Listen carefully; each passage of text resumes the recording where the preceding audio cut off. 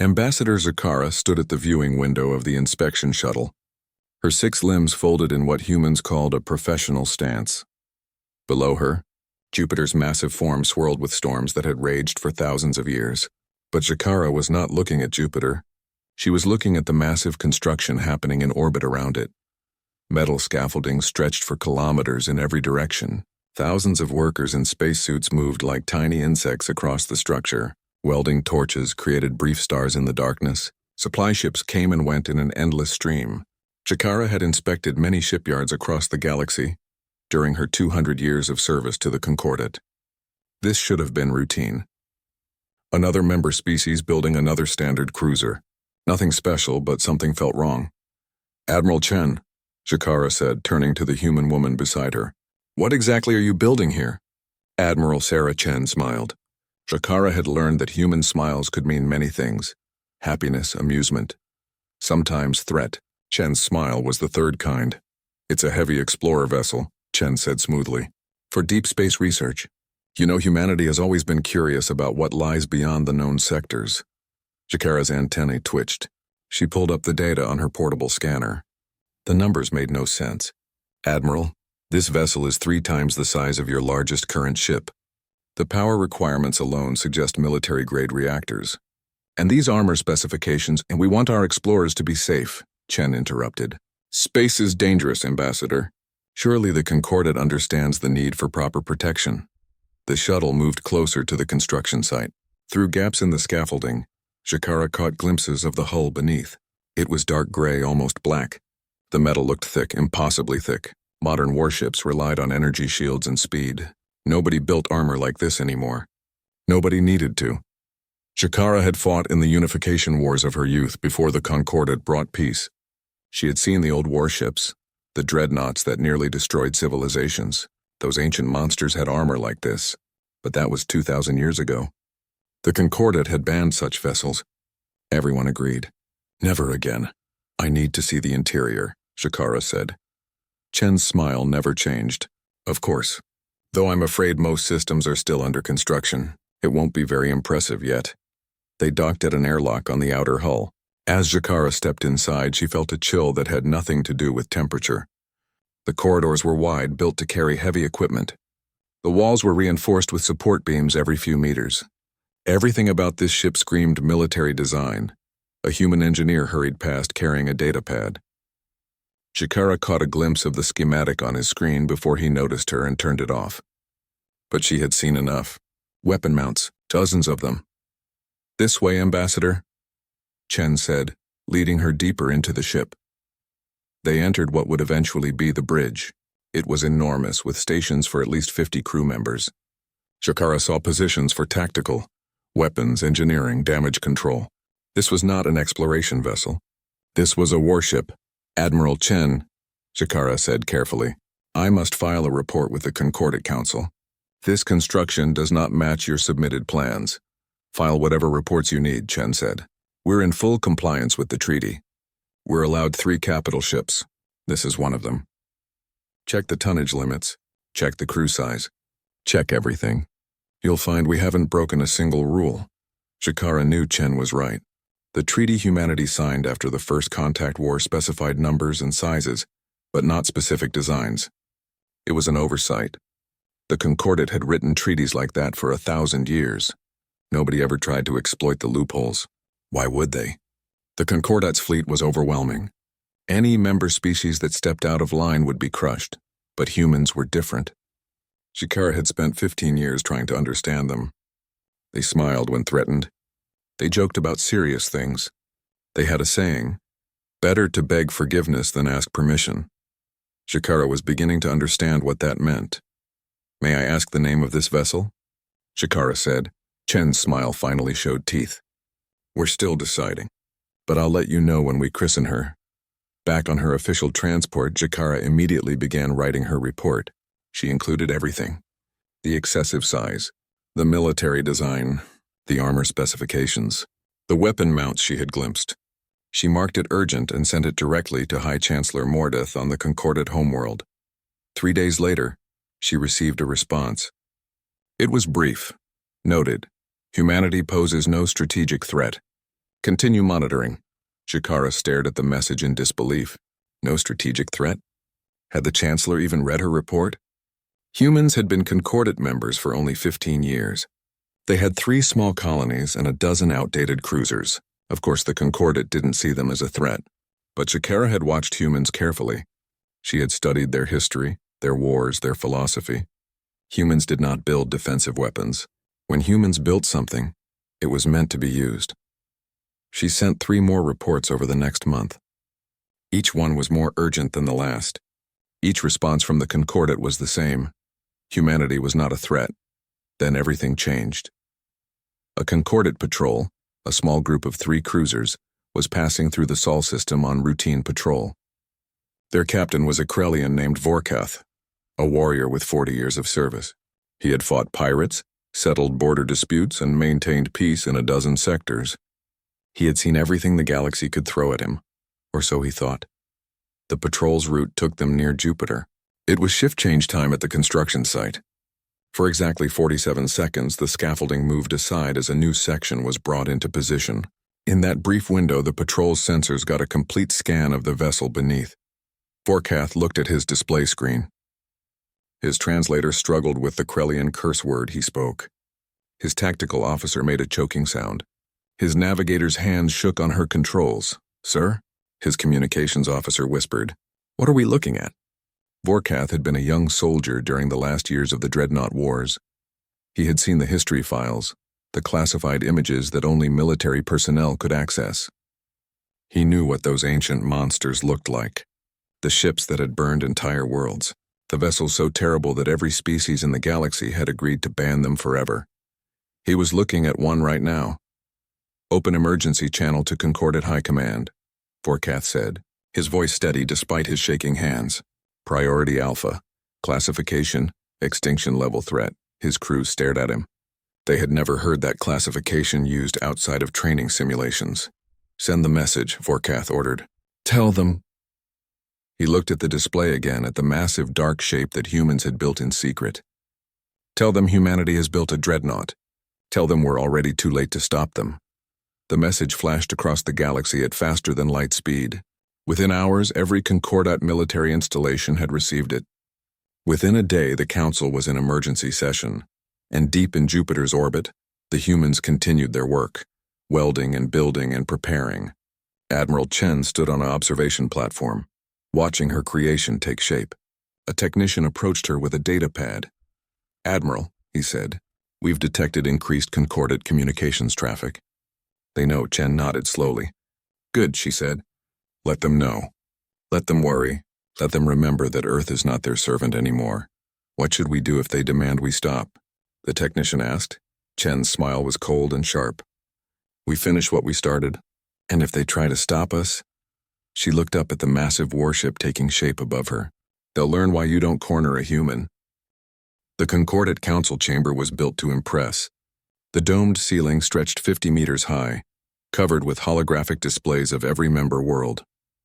Delegates from 200 species sat in circular rows, their translation devices creating a constant hum of whispered voices. At the center, High Chancellor Mordeth stood on the raised platform, his ancient Zathun body supported by anti-gravity pods. He had led the Concordat for 300 years. He had never called an emergency session like this. "Bring in the analysts," he commanded. 3 elderly military experts shuffled forward. They had been pulled from retirement, from peaceful lives studying history. Now they stood before the council, their faces grim. The first analyst, a Sylvari named Kelthorn, activated the holographic display. The image from the Krellian patrol appeared, rotating slowly. The chamber fell silent. Many of the younger delegates had never seen a dreadnought before, even in images. But the older ones remembered. Some had fought in the wars that such vessels had caused. "Confirmed," Kelthorn said simply. "This is a Dreadnought-class warship. The first built in 2,000 years," the chamber erupted. Delegates shouted questions. Some demanded immediate military action. Others called for sanctions, blockades, anything to stop this madness. Mordeth raised his hand for silence. "How did we miss this?" demanded a delegate from the core worlds. "We have inspectors. We have treaties. How did the humans hide this?" "They didn't hide it," another analyst said. They built it in plain sight. They followed every letter of the treaty. They stayed within tonnage limits, crew size restrictions, power output regulations. The treaty never specified how thick armor could be or how many weapons could be mounted per ton of ship. The humans found every loophole and exploited them all. Ambassador Jakara spoke from her seat. I warned you. 3 times I sent urgent reports. I told you what they were building. You said they were building a large ship, Mordeth replied coldly. Not a weapon of mass destruction. There is a difference. Is there? Jakara shot back. Perhaps if the council had listened instead of assuming humanity was too weak to matter, we would not be in this situation. Mordeth's translator crackled with his anger. But before he could respond, another delegate spoke up. This was Councillor Tellerin, a Silvari known for her pacifist views. We should ask ourselves why. Tellerin said quietly. Why would humanity build such a vessel? What drove them to this? Ambition, someone muttered. Fear, Jakara corrected. I have studied humans for 15 years.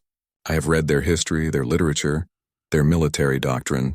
They have a saying, those who do not learn from history are doomed to repeat it. Humans remember their history very well. She activated her own display. Images appeared that many in the chamber had never seen. Earth 15 years ago, cities burning. Orbital bombardments, millions of humans fleeing as concordant peacekeepers enforced surrender. The First Contact War, Jakara said. We call it peacekeeping. Humans call it something else. Dr. James Okonkwo had been in Beijing when the bombardment started. He had been a young engineer then, working for a civilian aerospace company. He had watched the sky turn bright as energy weapons rained down from orbit. His wife and daughter had been visiting his mother across the city. He never saw them again. The Concordat had rules about first contact. When a species developed faster than light travel, they were invited to join. But if they refused, if they expanded too aggressively, if they seemed like a threat to galactic peace, then the Concordat would intervene. They called it peacekeeping. They said it was necessary. They said it saved lives in the long run. 2 billion humans died in 3 months. 58 cities were destroyed from orbit. Earth's military, proud and strong, was crushed like insects. And when it was over, the Concordat offered membership. Join us, they said. Follow our rules. Accept our technology restrictions. Be grateful we're letting you survive. Okonkwo remembered standing in the ruins of Beijing, staring at the crater where his mother's house had been. He remembered making a promise. Never again. Whatever it took. Never again. That was when he started designing the Dreadnought. In the council chamber, the debate raged on. Finally, Mordeth made his decision. Send a delegation to Earth. Give humanity one chance to dismantle this vessel peacefully. Make it clear, if they refuse, there will be consequences. The delegation arrived at Earth 3 days later. Admiral Chen met them in the United Earth Government building in Geneva. She sat alone on one side of the conference table. 15 aliens sat across from her, representing the most powerful species in the Concordat. Mordeth himself led the delegation, his anti-gravity pods humming softly. Admiral Chen, he began formally, the Concordat Council demands that you immediately cease construction of the vessel designated Heavy Explorer 7 and dismantle all work completed thus far. Chen leaned back in her chair. No, the translator devices buzzed with confusion. Several delegates made sounds of outrage. Mordeth's pods flickered. You refuse? He said. I do, Chen replied calmly. We are in full compliance with our treaty obligations. We have broken no laws. You have no legal authority to make this demand. We have the authority of peace, Mordeth said. Dreadnoughts were banned for good reason. They are weapons of genocide. No species needs such power unless they plan to use it. You used such power against us, Chen said, her voice suddenly hard. 15 years ago you burned our world. You killed 2 billion people. You told us it was necessary for peace. Well, Admiral, we've learned our lesson. We've learned that in this galaxy, peace is maintained by strength. And we were weak. You were aggressive, Mordeth countered. You expanded too fast, claimed too many systems. We had to intervene before you threatened others. Chen pulled up a holographic display. These are the star systems you said we claimed too aggressively. 7 total, all of them uninhabited, all of them within 10 light years of Earth. And here, she pulled up more data. Are the star systems your core worlds control? 412. Tell me, High Chancellor, who was being aggressive? The room fell silent. Several delegates shifted uncomfortably. That's different, Mordeth said finally. We earned those territories through millennia of careful expansion. We maintain order. We keep peace. You keep species weak and dependent, Chen said. You maintain power. There's a difference. The treaty you forced us to sign gives us the right to 3 capital ships. We're building them. The law is clear. The spirit of the law, Mordeth began. The spirit? Chen interrupted. Don't talk to me about spirit when you dropped fusion bombs on our cities. You taught us to fear the galaxy. You taught us that might makes right. You taught us that the strong do what they will and the weak suffer what they must. Congratulations, Chancellor. We're excellent students. Mordeth stood, his pods lifting him higher. Then hear this, Admiral. You have 30 days to dismantle that vessel. If you refuse, the Concordat will dismantle it for you. And unlike 15 years ago, this time we will not be gentle. This is your only warning. The delegation filed out. Only Jakara remained, standing at the door. She looked at Chen with her large compound eyes. You know what you're starting, she said quietly. This won't end with one ship. I know, Chen replied. But we can't go back to being victims. Not ever again. Jakara nodded slowly. The High Chancellor fought in the Dreadnought Wars. He lost his entire family. His fear of these weapons is not political. It is personal. He will not back down. Neither will we. As Jakara left, Chen stood alone in the conference room. Her hands were shaking. She hid it well during the meeting. But the truth was she was terrified. Earth had 12 cruisers against the Concordat's thousands. If war came, humanity would lose. But they had no choice. Show weakness now and humans would be servants forever. Her communicator blinked. It was Dr. Okonkwo. We heard, he said. 30 days. Can we finish in time? Chen asked. We'll finish, Okonkwo promised. Even if we have to work around the clock. Even if we have to skip every safety test. That ship will fly, Admiral. I swear it. What if we're wrong, James? What if we start a war we can't win? There was a long pause. Then at least we'll die free, Okonkwo said. That's worth something. Chen ended the call and looked out the window at the sky. Somewhere up there, beyond the clouds and the atmosphere, her dreadnought was taking shape. Humanity's first, but not their last. At the colonies, at Mars, at Luna, more shipyards were being built. The Concordat thought one ship was the problem. They didn't understand. The ship wasn't the problem. The ship was the solution. 29 days until the ultimatum expired. 29 days to change the galaxy forever. Chen smiled grimly. Let's see who blinks first. The 30 days passed like a countdown to the end of the world. In orbit around Jupiter, workers pushed themselves to exhaustion. Dr. Okonkwo lived on the ship, sleeping in 4-hour shifts, running system checks until his eyes burned. Admiral Chen coordinated Earth's meager defense fleet, knowing it wouldn't be enough. And on the Concordat homeworld, Admiral General Kreshitar assembled his armada, 50 cruisers, the largest battle fleet assembled in a century. It should have been overkill against one unfinished dreadnought and Earth's handful of defenders. Should have been. On day 29, the Concordat fleet entered the Sol system. Captain Marcus Steele stood on what would be the bridge of the Dreadnought, watching the tactical display.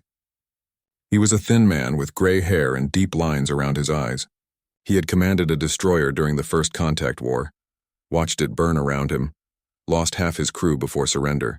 The Concordat thought they had broken him. They were wrong. Fleet entering sensor range, reported Lieutenant Kim from the tactical station. Confirmed 50 capital ships. They're not hiding their approach. Why would they? Steele said quietly. They want us to see them coming.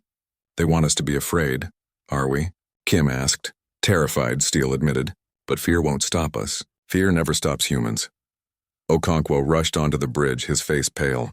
Captain, we're not ready. Main weapons are at 70% calibration. Shields are unstable. Half the point defense grid isn't online yet. We need more time. How much time? Steele asked. Another week at least. Steele looked at the tactical display. The enemy fleet would be in weapons range in 6 hours. We don't have a week. We have what we have. Will she fly? Yes, Okonkwo said. But flying isn't fighting. If they hit us in the wrong places, systems will fail. We could lose power, life support, maybe weapons. Then we'll make sure they don't hit us in the wrong places, Steele said. He turned to his crew. Barely 50 people in a ship designed for 300. All hands, this is the captain. I won't lie to you. We're about to face an enemy fleet 50 times our size in a ship that's not finished. Our chances of survival are low. Anyone who wants to evacuate to Earth, do it now. No shame in it, no judgment, nobody moved. The young crew members looked at the older ones, the veterans of the First Contact War. Lieutenant Kim spoke for them all. We didn't come this far to run, sir. Let's show them what humans can do. Steele felt something catch in his throat. He nodded. Disconnect all moorings. Engage primary reactor. Today we make history. The Dreadnought separated from the construction scaffolding with a groan of metal. Warning lights flashed across every console. Systems that should have been tested for months were coming online for the first time. But the massive engines rumbled to life and the ship began to move under its own power. She's flying, someone whispered. Now let's see if she can fight, Steele said. He opened a channel to Admiral Chen on Earth's orbital command station. Admiral, we're free and clear. Beginning combat approach. Understood, Marcus, Chen's voice came back. She never called him by his first name. The informality meant she thought they were all about to die. Earth Defense Fleet is moving to support you. We'll do what we can. Keep them back, Steele ordered. Our cruisers won't last 10 minutes in this fight. We need to do this alone. There was a pause. Godspeed, Captain.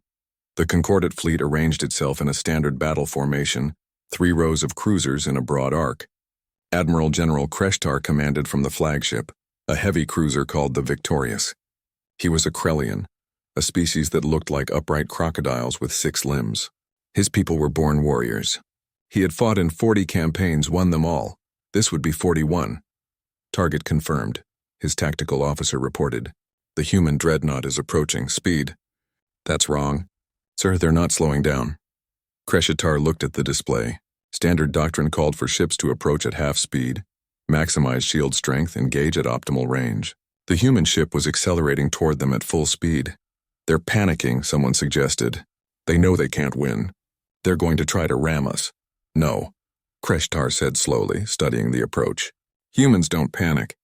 They're doing something else. All ships defensive formation. Prepare to fire at maximum range, the distance closed. 50,000 kilometers, standard weapons range. The Concordat fleet opened fire. Energy beams lanced through space, bright and deadly. They struck the Dreadnought's shields and stopped.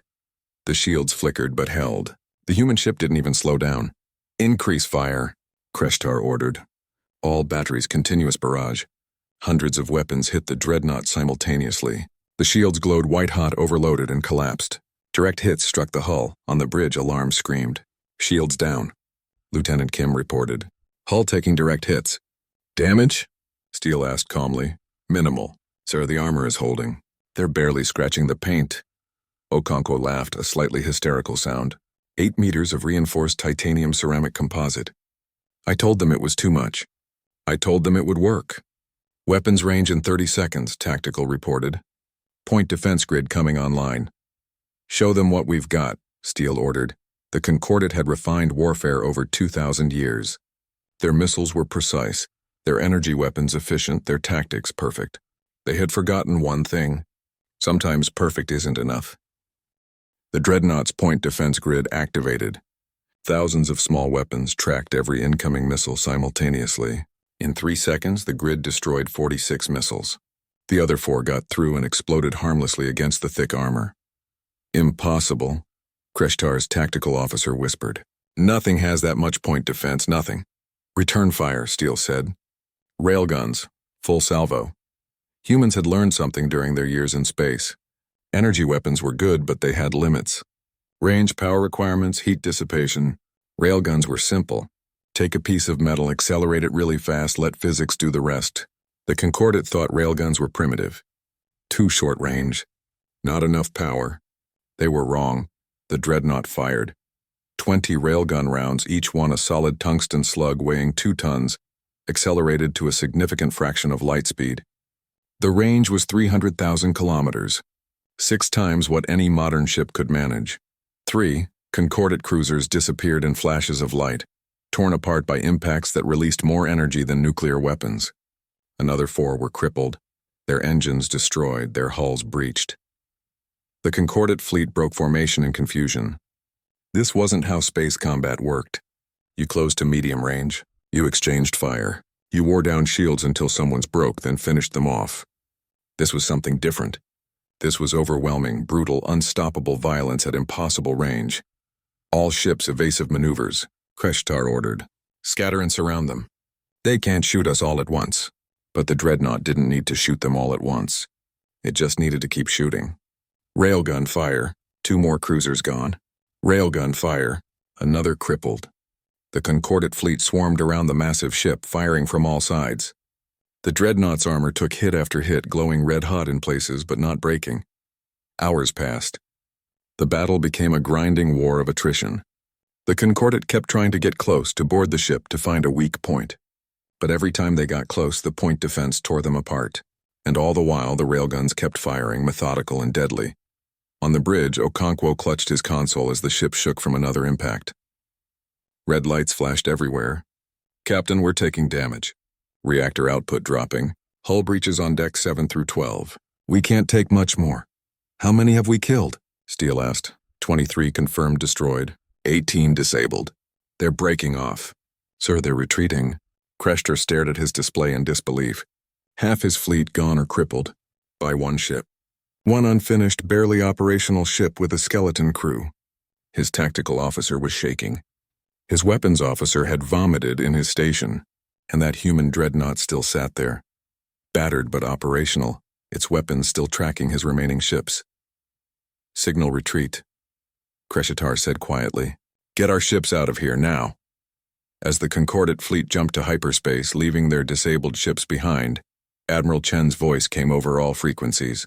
It was broadcast to every ship, every station, every planet in the galaxy. This is Admiral Sarah Chen of United Earth. Today you witnessed the birth of humanity's first Dreadnought. Her name is Indomitable. She represents our refusal to be victims ever again. Earth is no longer anyone's vassal. We invite all who seek true peace to negotiate as equals. But to those who would threaten she paused. Remember this day. Remember what one human ship did to 50 of yours. And know that we're building more. On the Indomitable's bridge, Steele felt his hands shaking. They had won. Somehow, impossibly, they had won. Okonkwo sat at his station, tears running down his face. James? Steele said gently. Are you all right? She flew, Okonkwo whispered. She fought, she won. I built this for my family, for everyone we lost, and she won. Steele put a hand on the engineer's shoulder.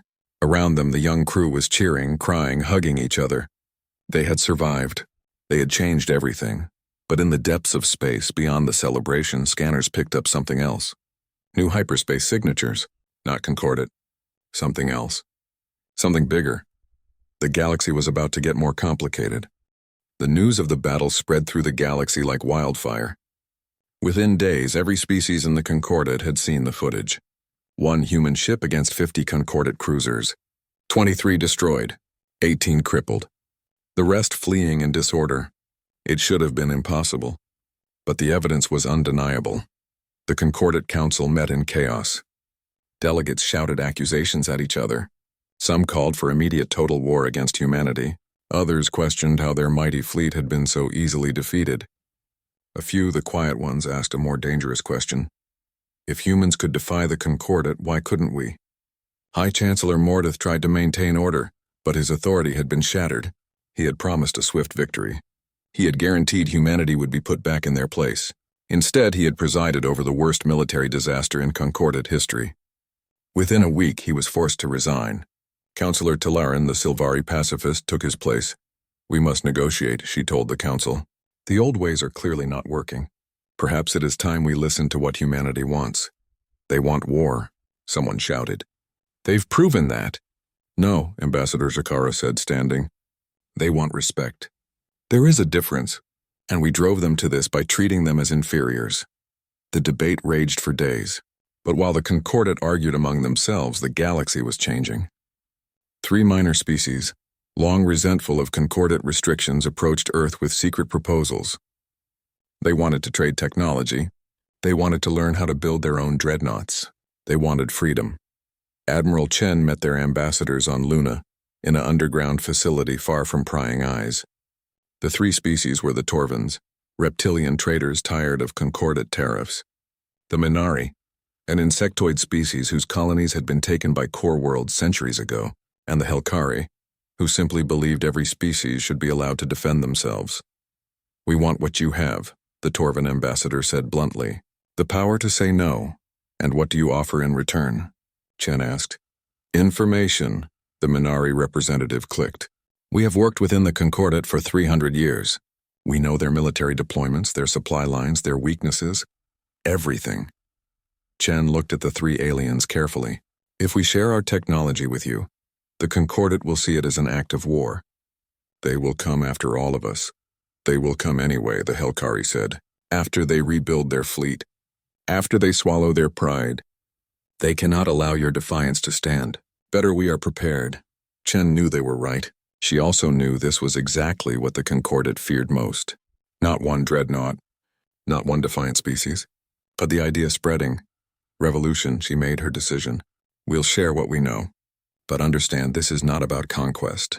This is about making sure nobody can ever do to you what they did to us. We build for defense, not aggression." "Of course," the Torvan said, but Chen saw the gleam in his eyes. She wondered if she was making a terrible mistake.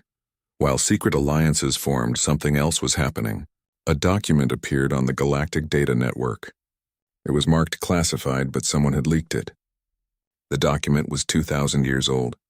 It detailed how the Concordat had been formed, not as a democratic union of equals, but as a way for the core worlds to maintain control. It showed how they had deliberately kept younger species technologically inferior, how they had crushed any species that grew too powerful, how the entire system was designed to preserve the power of a few. The leak caused outrage. Protests erupted on dozens of worlds.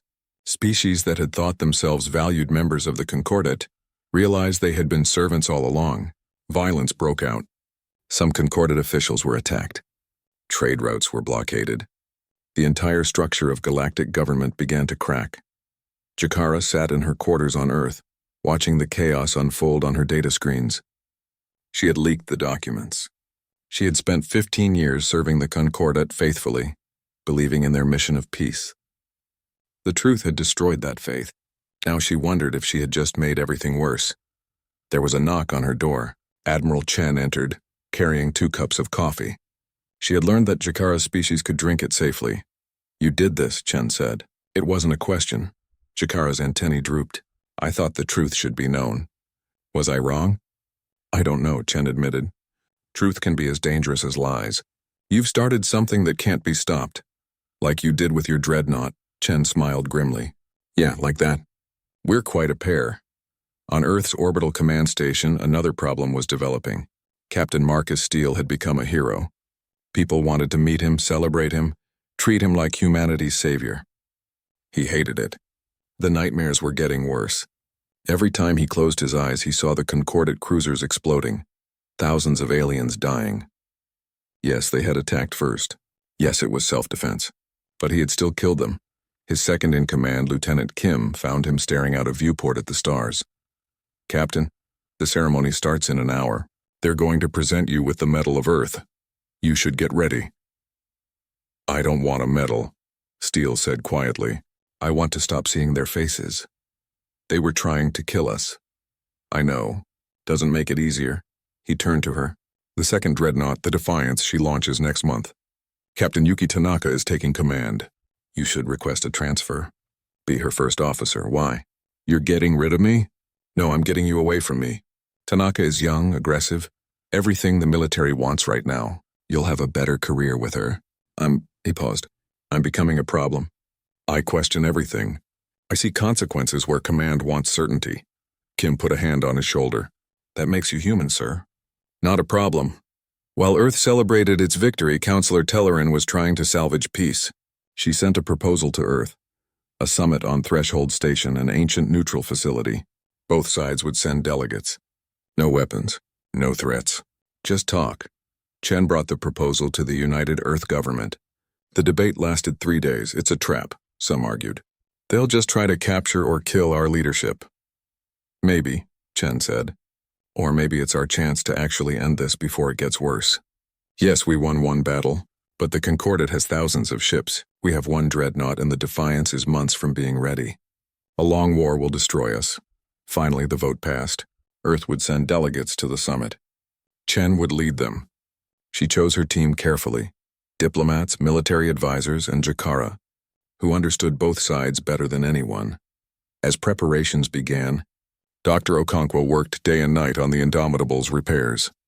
The ship had survived the battle, but barely. Entire sections needed to be rebuilt. Systems had to be replaced. It would take months. One evening, Chen found him asleep at his workstation, datapad still in his hand. She gently took it and looked at what he had been working on. Plans for the third Dreadnought. Bigger, more powerful, incorporating everything they had learned. She felt a chill. When did we become the thing we feared? She shook Okonkwo awake. James, go to bed. Real bed, not your desk. He blinked up at her tiredly. Can't stop, Sarah. Every day we delay is a day the Concordat gets stronger. We need more ships. We need peace more than we need ships. Peace? He laughed bitterly. They killed my family for peace. They destroyed our world for peace. Their peace means our submission. Maybe, Chen said. But maybe there's another way. I'm going to that summit to find out. The day before the summit, delegates from both sides began arriving at Threshold Station. Security was heavy. Tensions were high. Nobody trusted anyone. Then the sensors detected something, a massive hyperspace signature. Bigger than anything in the records. Not human, not Concordat, unknown. A ship emerged from hyperspace. It was enormous, easily 3 times the size of the Indomitable.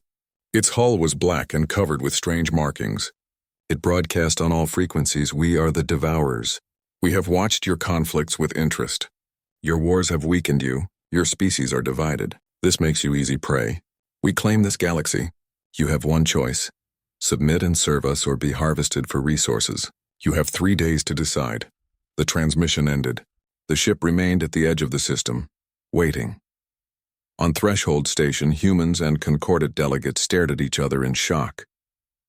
Their war, their grievances, their pride suddenly seemed very small. An enemy had arrived that made their differences meaningless. Counselor Talaran spoke first. "It seems we have a choice to make. Continue fighting each other or face this together." Admiral Chen looked at the display showing the Devourer ship. It was the size of a small moon. The Indomitable would look like a toy next to it. One battle against 50 cruisers had nearly destroyed them. How could they fight something like that? But as she looked around the room at the mixed gathering of humans and aliens, she realized something. They were all afraid. Not just humans anymore. Everyone. For the first time since first contact, they were equal, united by fear. "Well," Chen said, trying to smile, "I guess we'd better figure out how to work together. Because if we don't, in 3 days we're all going to be speaking whatever language those things speak." The summit had been meant to end a war. Instead, it was about to start a new one. But this time, humanity and the Concordat would fight on the same side, if they could figure out how to trust each other before time ran out. The 3 days passed faster than anyone wanted. In that time, humanity and the Concordat had to become allies. Not friends. Not yet, but allies. The survival of every species in the galaxy depended on it. Admiral Chen and Counselor Talaran worked around the clock, coordinating their forces. It wasn't easy. The Concordat military had operated one way for 2,000 years. Humanity's approach was completely different. Arguments erupted constantly. Old hatreds surfaced. But slowly, grudgingly, they found common ground. The Concordat had numbers. Hundreds of ships, thousands of trained crew, established supply lines. Humanity had the Dreadnoughts. The Indomitable was still being repaired, but the Defiance had just completed trials. Captain Yuki Tanaka brought her ship to Threshold Station, ready to fight. Tanaka was younger than Steele, more aggressive, less haunted by doubt. When she met the combined command staff, she made her position clear. "We hit them hard and fast," she said. "Don't give them time to adapt. The Indomitable proved that overwhelming firepower works. Let's use it." "Agreed," said Admiral General Kreshitar, who now commanded the rebuilt Concordat fleet. The defeat at Jupiter had humbled him but not broken him. "But we need intelligence. What are we fighting? Where are they from? What do they want?" Ambassador Jakara had been studying the Devourer ship's transmissions. "They're not one species," she reported. "Analysis of their communications shows multiple languages, multiple biological signatures. They're a collective of species that conquered and absorbed others. They move from galaxy to galaxy, taking what they need, leaving ruins behind. How do we fight something like that? Someone asked. The same way humanity fought us, Kreshtar said grimly, by refusing to surrender, by making victory too expensive. Captain Steele had been quiet during the planning sessions, but now he spoke up. Their ship is massive, but it has to have weaknesses. Supply lines, power distribution, command and control. If we can get inside, disrupt their systems, we might be able to cripple them. A boarding action? Tellerin said. That would be suicide. Yes, Steele agreed. It would be, but sometimes suicide missions are necessary. I volunteer to lead it. The Indomitable is still the toughest ship we have. We can get close, use her as a battering ram if we have to. Marcus, no, Chen said. We need you. You need the Indomitable, Steele corrected. I'm just the guy driving it. Besides, this is what the ship was built for, to stand between Earth and destruction. Let me do that. The argument lasted hours, but Steele wouldn't back down. Finally, Chen gave in. She pulled him aside privately. You don't have to prove anything, she told him. You already saved humanity once. I'm not trying to prove anything, Steele said quietly. I'm trying to pay the bill. All those aliens I killed at Jupiter. They were following orders, same as me. Maybe this balances the scales a little. Chen wanted to argue, but she saw the determination in his eyes. Some wounds couldn't be healed, only honored. She hugged him instead, something she never did. Come back, she whispered. That's an order. I'll try, he promised. The Devourer deadline expired. Their massive ship moved toward Threshold Station, weapons powering up. The combined fleet moved to intercept. 40 Concordat cruisers, 15 human destroyers, and 2 dreadnoughts. Against an enemy they didn't understand. The battle began at extreme range. The Devourers fired first. Energy weapons, unlike anything in Concordat records, cut through space. 3 cruisers exploded before they could even raise shields. The fleet scattered, trying to find an approach that wouldn't get them all killed. Defiance with me, Steele commanded. Everyone else keep them busy. We're going in. The 2 dreadnoughts accelerated toward the enemy vessel. Weapons fire engulfed them. The Defiance's shields held, but the Indomitable, still damaged from the Jupiter battle, took hit after hit. Alarms screamed on the bridge. Hull breaches on multiple decks, Lieutenant Kim reported. We're losing atmosphere. Reactor at 70%. Keep going, Steele said calmly. We just need to get close. Behind them, the Concordat fleet executed humanity's battle doctrine. Hit-and-run attacks, focus fire on one section, retreat before they could respond. It was working, but slowly. The Devourer ship was taking damage, but not enough. The Defiance reached the enemy first.